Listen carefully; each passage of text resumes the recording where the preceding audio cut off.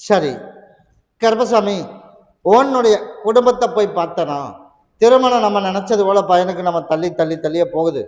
அதனால கருப்பசாமி என் பேரை சொல்லி ஒரு 18 வீடு மடிப்பிச்சு எடுக்கணும். எடுத்து எனக்கு சக்கரை பொங்கல் கொண்டு நீங்க வை. நீ எதிர்பார்த்தது போலயே உனக்கு சீக்கிரமா திருமணத்துக்கும் ஒரு வாய்ப்பு அமைச்சு கொடுத்து, அதே மாதிரி இன்னும் ஒரு பிரச்சனை ஓடிட்டு இருக்கு, அந்த பிரச்சனைக்கும் உனக்கு சீக்கிரமா தீர்வு பண்ணி கொடுத்தா போதுமா? கிட்டவா. அதனால இந்த வருஷத்துல கட்டாயமா உன் மகனுக்கு திருமணம் பண்ணிடலாம். சரியா? அதே போல எந்த இடைஞ்சல் இல்லாம நம்ம எதிர்பார்த்த மாதிரி நல்லபடியா நான் உனக்கு அமைச்சு கொடுத்துறேன். வீடு முதல் திருமணம்ப்பா, இரண்டாவது தான் வீடு.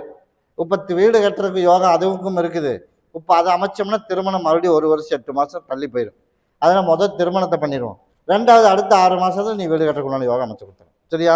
இந்த வர ஞாயிற்றுக்கிழமை அன்னைக்கு என்ன பண்ணணும்? சனிக்கிழமை அன்னைக்கு சாயந்தரமாக எடுத்துரு.